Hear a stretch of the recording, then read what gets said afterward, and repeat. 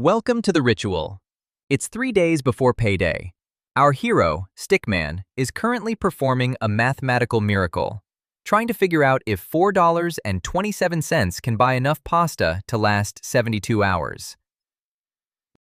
We've all been there, that cold sweat when the card machine says processing, and you start praying to deities you didn't even believe in 5 seconds ago. Society tells you that being broke is a personal failure. They say you just need to work harder, wake up at 4 a.m. and drink green juice. But here's the uncomfortable truth. Your brain is actually designed to keep you broke. It's not a lack of willpower. It's a biological bug in your operating system. Today, we're going to perform a forensic autopsy on your financial habits. We're going to look at why your ancestors are sabotaging your bank account, how the dopamine monkey stole your savings, and why being poor is actually the most expensive thing you can do. Quick reminder, this is not financial advice. I'm just a stick man with a microphone and a very opinionated monkey. Let's go back 50,000 years. Meet Ancestor Stick. Life for him was simple. Find food, don't get eaten by a saber-toothed cat, and find a cave. In Ancestor Stick's world, there was no such thing as a high-yield savings account. If you found a bush of sweet berries, you didn't save half for retirement. You ate every single one until you felt like popping. Why? Because berries rot and giant cats exist. This is called temporal discounting. Our brains evolved in an environment where the present was guaranteed, but the future was a myth. Saving for the future was literally a death sentence.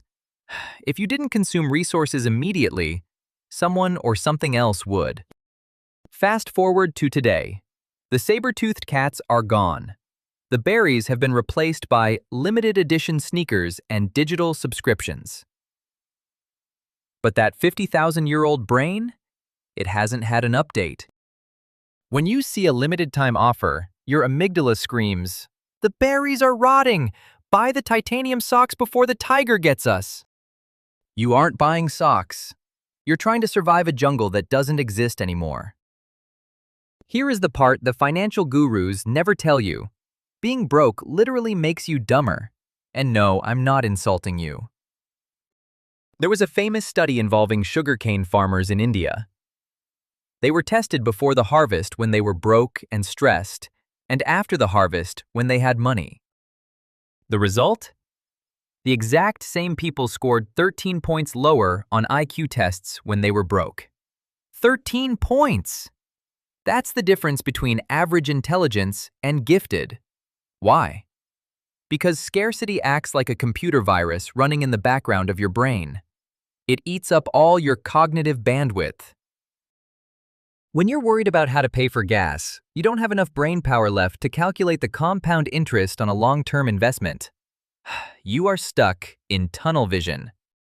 Meet Dave. Dave lives in your brain's reward center.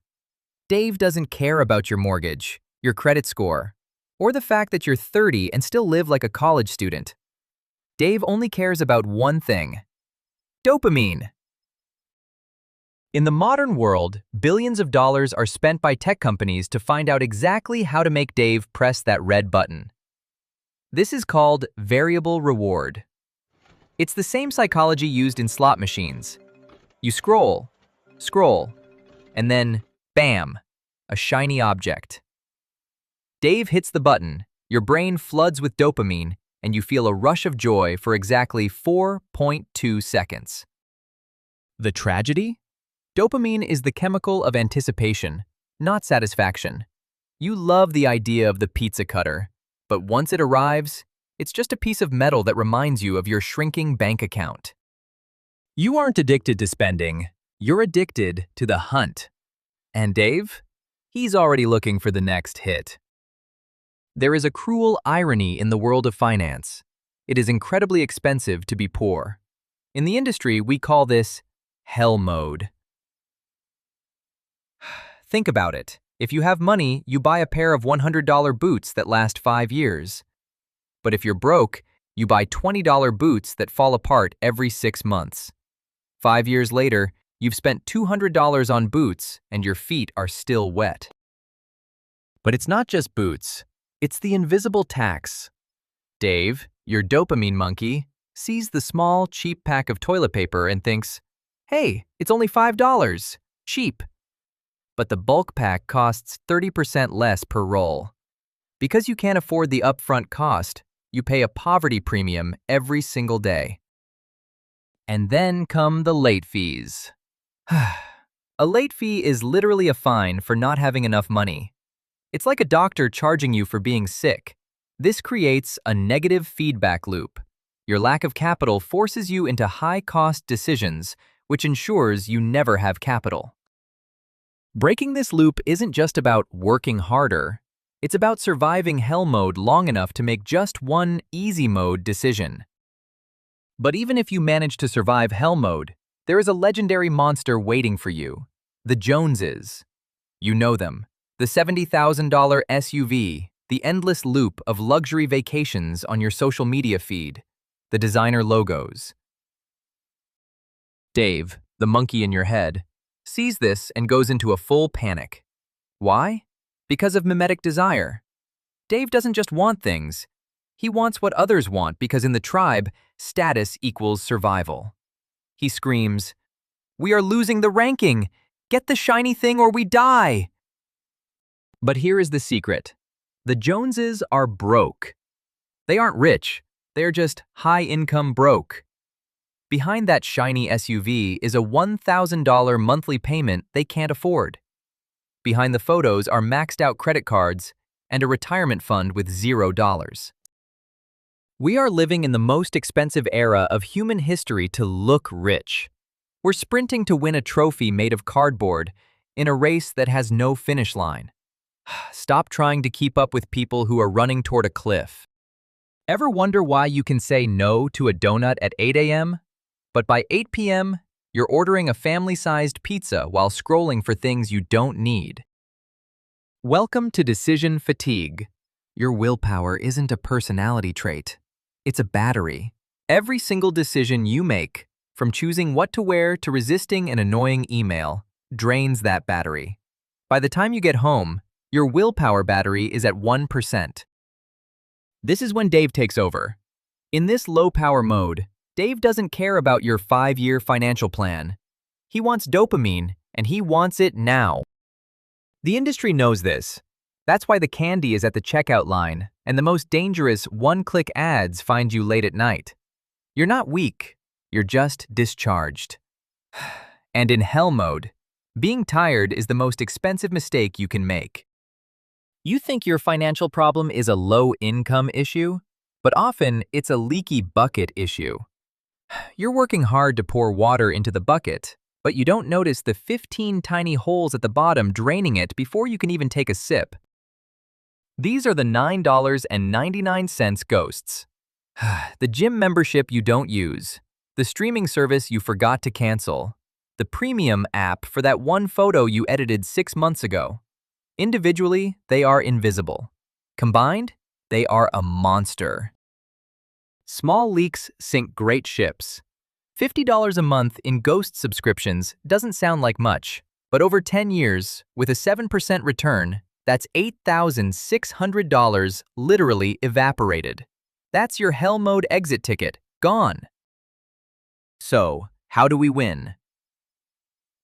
You don't win by fighting your brain. You win by outsmarting it. Think of your brain as a 50,000-year-old operating system. You can't delete the software, but you can install a firewall. Let's call these the 4 pillars of freedom. First, automate the resistance. If you wait until the end of the month to save, you've already lost. Why? Because Dave sees that balance and thinks it's a party budget. You must move the money before Dave even wakes up. Set up a transfer that triggers the second your salary hits. If you don't see it, Dave can't crave it. You're not saving, you're paying your future self first. Second, the 72-hour cooldown. High-speed internet is Dave's best friend. One click, and the dopamine hits. You need to put a time lock on your desires. If you want that titanium sock or a gold-plated pizza cutter, fine. Put it in the cart, but wait 3 days. 72 hours is exactly how long it takes for your prefrontal cortex to wake up and slap Dave's hand away. Spoiler: in 3 days, that must-have item will look like a piece of junk. You didn't want the product, you just wanted the hit. Third, change the tribe. Remember Mimetic Desire? We want what our friends want. If your social circle brags about their new watches, you'll subconsciously want a watch. But here is the hack. Find a tribe where freedom is a higher status symbol than stuff.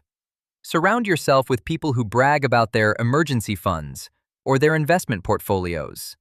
When the tribe's goal is financial independence, Dave starts to mimic that. You don't need more willpower, you just need a better mirror.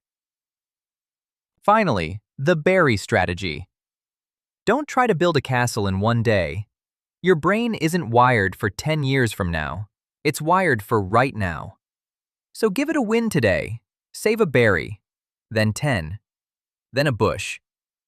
Every time you say no to a titanium sock, you're not just saving $20. You're rewiring your neural pathways for victory. These small, berry wins keep Dave happy and quiet. Before you know it, those tiny berries have grown into a mountain of freedom. Start small. Save a berry. The forest is waiting. You've seen the cage, you've seen the lock, and now you have the key. But don't go back to the Joneses. Join the tribe that values freedom over status. Hit that subscribe button and turn on the bell. We're not just saving money here. We're buying back our lives, one berry at a time. Want to know the specific high-interest accounts to automate your resistance? Or how to kill those invisible leaks in 5 minutes? Watch this next video right here. It's the next step in your hell mode exit plan. Go on, Dave is waiting for instructions. Give him a good one today. I'll see you in the next one.